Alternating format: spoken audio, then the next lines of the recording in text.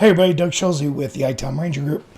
Hey, we just, if you watched the previous video about replicating out-of-box patterns, we're going to look at that a little bit deeper. We're actually going to look at the libraries that are within a pattern. So here in our example world, I've replicated the Windows Server pattern. And I'm going to open this in Designer.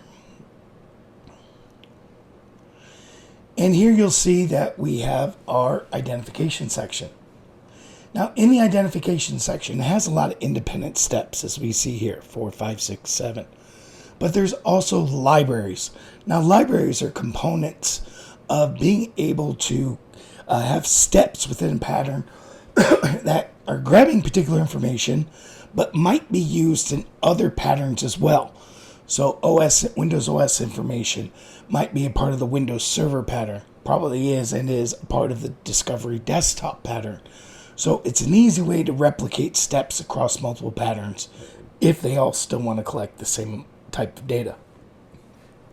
Now, if you come across a library that you just don't want to use, say this OS information, obviously you're going to use it, but we're using this for make-believe. All I have to do is disable that library. Excuse me. So you see now, these will all be skipped. So if that's all I wanted to do, I'm going to come step out and make note of this warning box, I guess. Make sure to understand what you're saving, okay? So if I go to save and I choose to save this with libraries, everybody that shares that library is going to be disabled. But I don't want that. I want that still able to be used with other patterns, but I don't want it used here with my custom Windows Server.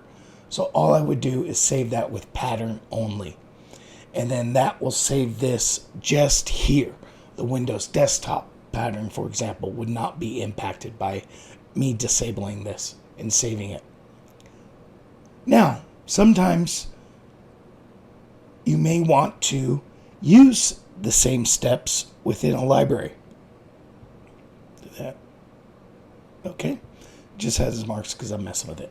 So here I can come and grab all 4 of these steps, and I want to create a new shared library, and I'm going to call this DKS Windows OS information, and I'm going to create that library. So now I have this new library. I can come here and I can discard what I did here, because just by saving that library, it's there for me. Okay, it's in the background, but I don't want to do it that way. So what I'm going to do here is I'm going to add a new step above or below. Sorry, it doesn't matter really. And I'm going to go DKS up. I'm going to do a library reference and DKS OS Windows information. Okay. Rename this DKS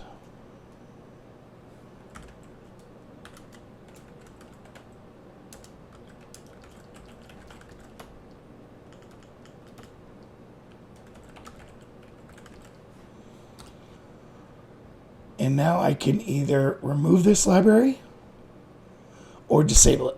Here we'll just remove it. But now I have my replicated library. Now I can make changes to whatever steps, add steps, remove steps that I can use in my custom pattern. And I'm going to save that